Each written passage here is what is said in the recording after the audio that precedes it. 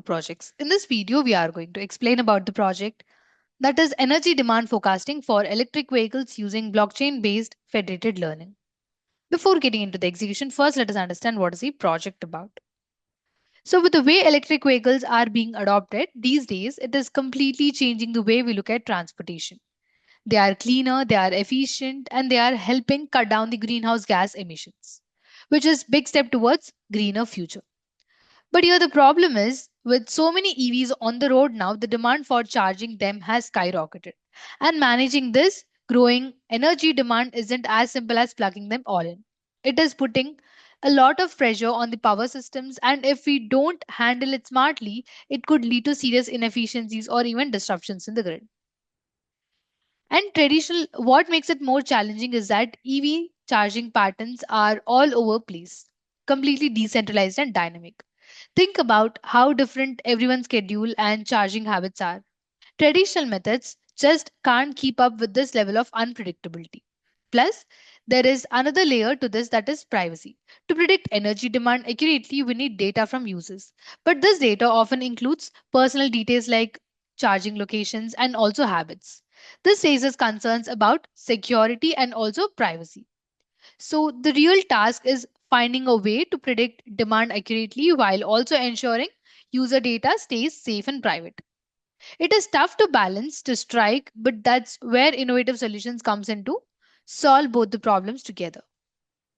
When we talk about integrating electric vehicles into our existing power grids, it is not simple as just adding more cars to the road. Here, the challenge is making sure that the power grid can handle all the extra demand from EV charging without causing disruptions. The tricky part is that demand for energy can change a lot depending on when and where people charge their cars, which makes balancing the energy supply with that demand pretty complicated. To make sure everything runs smoothly, we need solution that can keep up the system efficient so we don't waste energy or resources while also reducing the need for constant communication between different parts of the system, which can get costly and also slow things down. So that's what this project is all about. Finding a way to tackle these challenges, we are looking at new approaches to make EV charging networks more reliable and secure, ensuring they can meet the needs of both the people who need to charge their cars and also the power providers who need to manage the energy load. By focusing on the solutions that optimize efficiency and cut down unnecessary operational costs, we are working towards a future where EV fits seamlessly into the existing power system without causing any major issues. So, this project is all about solving how we predict energy demand at electrical vehicle charging stations, but without compromising anyone's privacy. Normally, you would have we need data like where people are charging their cars and how often, but sharing that kind of personal data can be risky. That's where the proposed system comes in. It is pretty clever because it ensures that no personal data is exposed. Instead of sending raw data, each electrical vehicle uses its own data to train a small local machine learning model. So here each electrical vehicle uses its own data to train a small local machine learning model. For example, EV could look at its charging patterns and locations, but it doesn't share any of the actual data with anyone. What happens next is that important details from these local models, like model parameters, which are just the mathematical values, get sent to a secure network called blockchain. So they are sent to the secure network called blockchain. The blockchain doesn't store the data itself. So the blockchain, it doesn't store the data by itself. Just these parameters, which means privacy, is kept intact. Then all of these local models are combined into one global model, which is done by averaging the different parameters. This is a smart way of getting good prediction while keeping everything decentralized and protected. Blockchain is great for this because it is tamper proof, meaning no one can alter the data once recorded, once it is stored.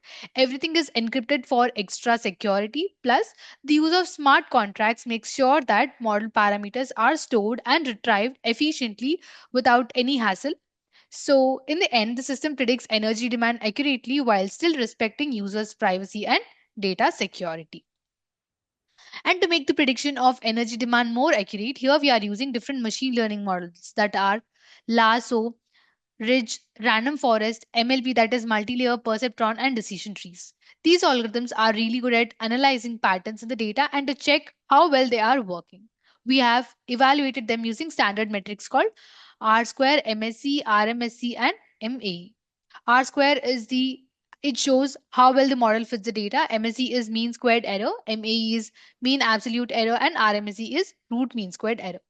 These helps us to understand how close our predictions are to actual energy usage and how accurate to our models are. And to get the real world insights into how EVs use energy, we use publicly available data set of EV charging. So here we are using publicly available data set, that is EV charging data. This data helps us to understand the actual charging patterns. So our predictions are based on real behaviors. But what makes the system special is that it combines federated learning blockchain. So here this project is federated learning blockchain technology. This means that while the models are being trained, they are done in a decentralized way. So the charging stations don't need to share any sensitive data.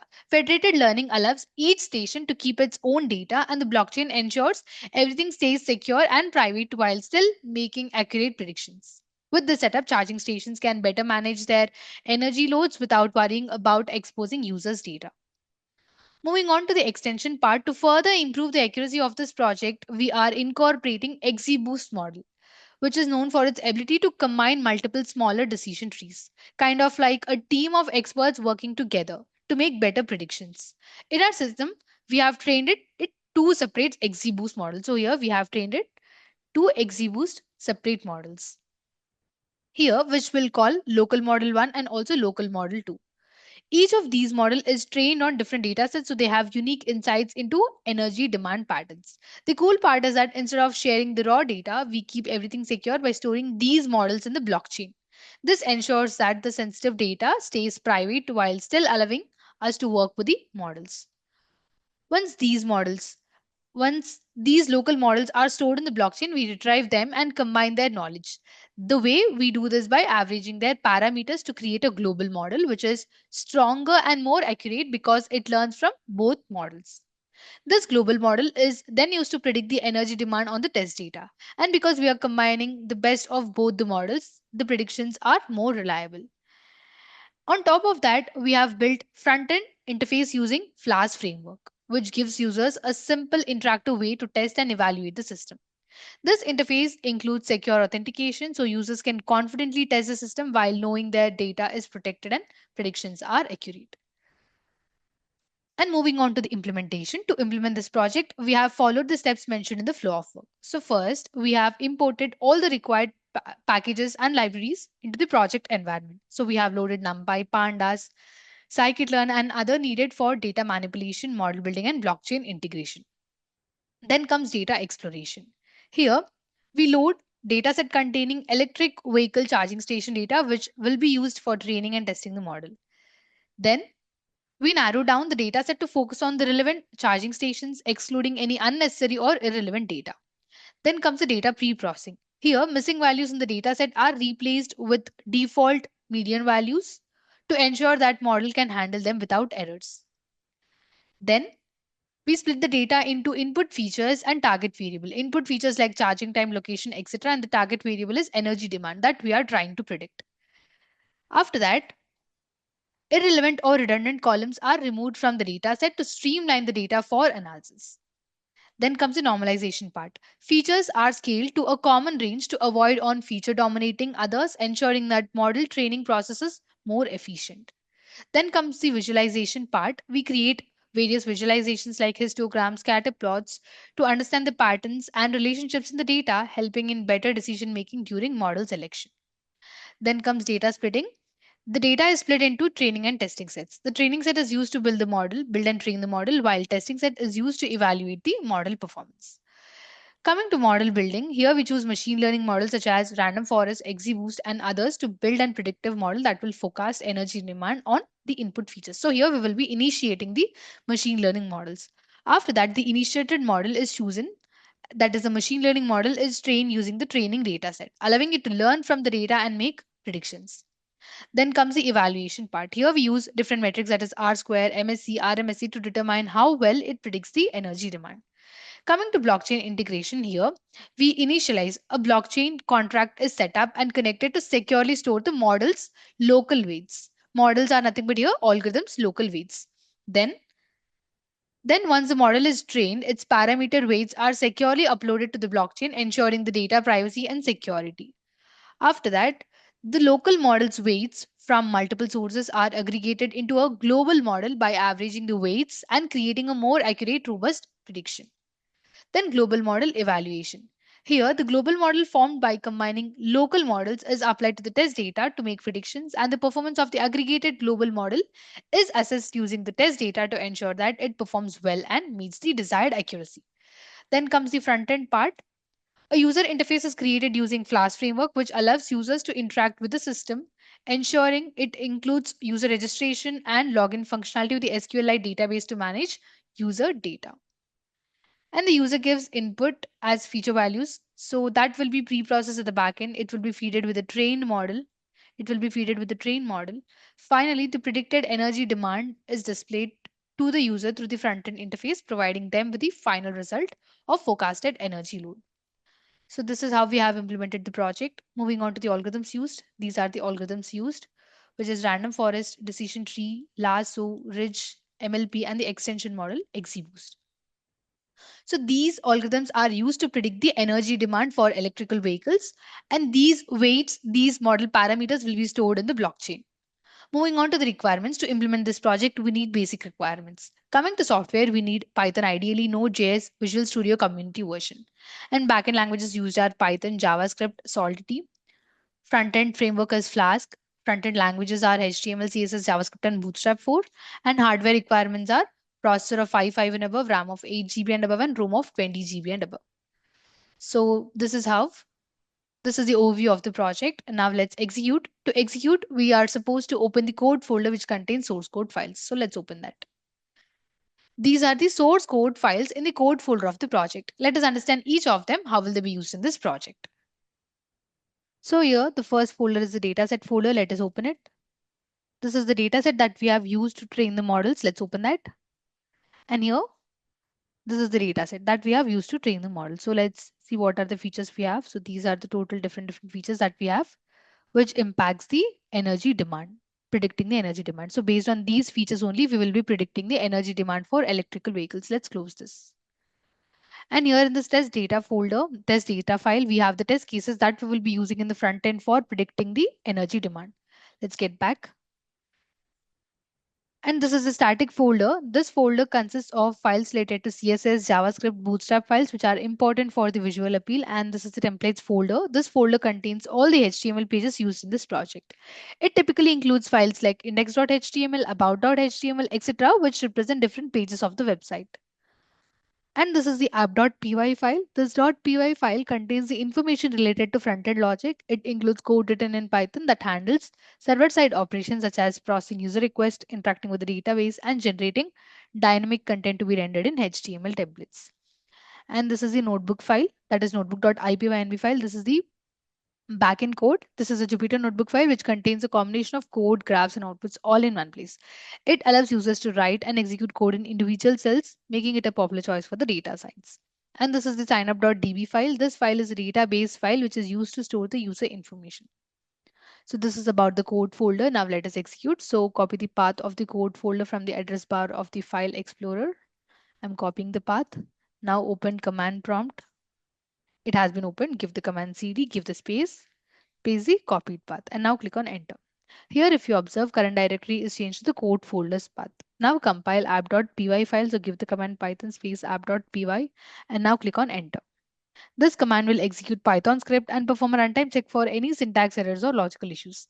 And after running the app.py file, Flask framework will host the application locally at the default address, which is localhost and the port. So this is the localhost and this 5000 is the port.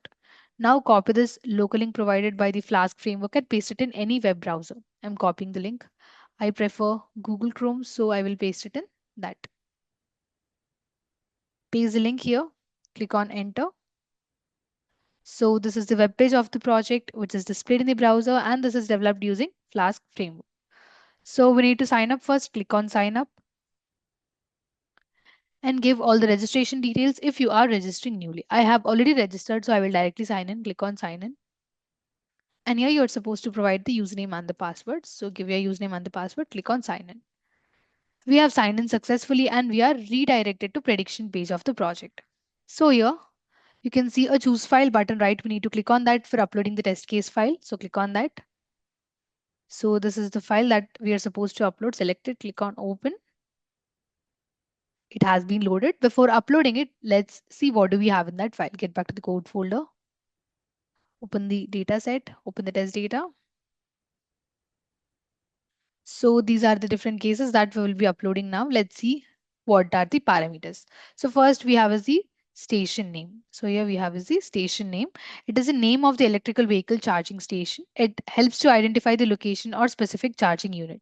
Then we have address. It is the physical address of EV charging station, providing detailed location information, including street number.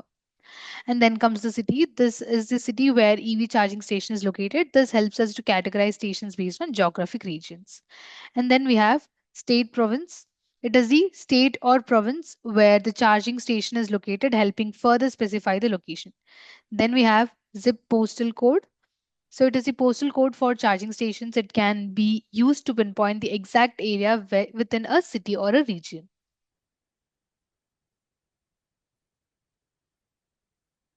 The next one is the start date time. It is the start date and time when EV charging session begins. This is crucial for tracking the duration of each charging session.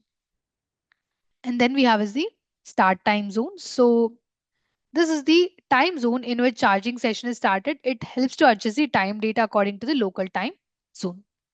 And then we have end time, end date time. It is the end date time, end date and time when the charging session ends.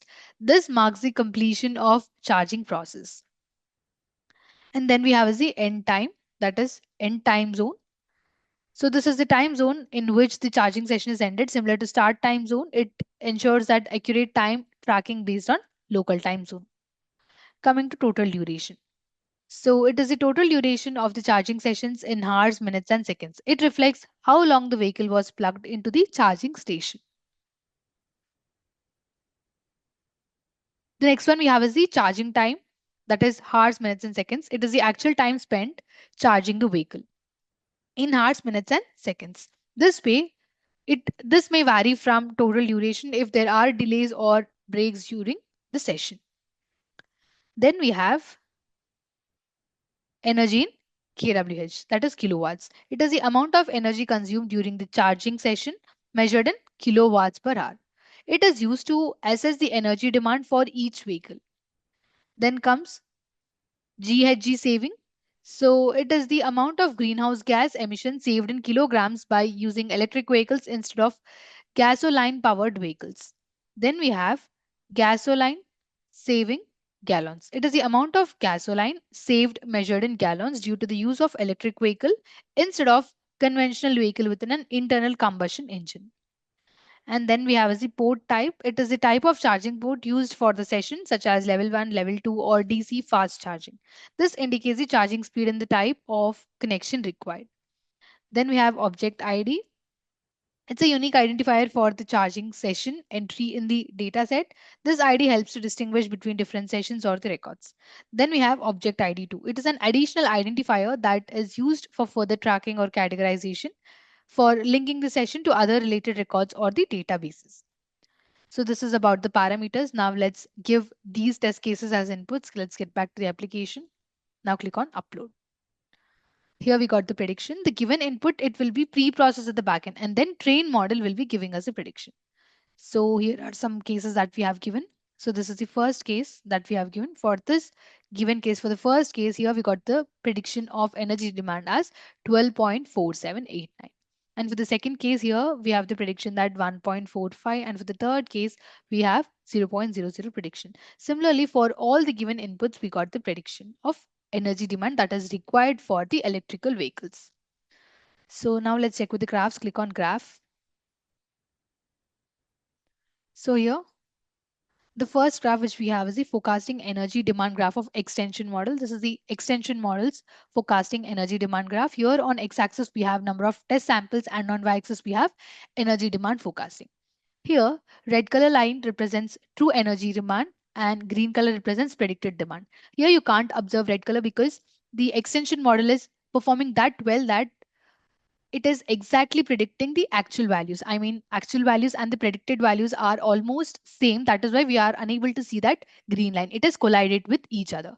With this, we can understand that extension model is accurately predicting the energy demand. The next graph we have is R2 score comparison graph. Here on our x-axis we have R2 score, and on y-axis we have all the algorithms that are trained for forecasting the energy demand for electrical vehicles. And this is the RMSE comparison graph. Here on x-axis we have RMSE score, and on y-axis we have algorithms that are trained. RMSE is nothing but root mean squared error it is. And this is the MAE comparison graph. MAE is nothing but mean absolute error. Now click on sign out. In this way, just by giving input to the application, it will be forecasting the energy demand for the electrical vehicles. So this is all about the project. Thank you for watching video. For more projects please visit our website www.trueprojects.in. For updates on latest project videos, please visit True Projects YouTube channel and subscribe.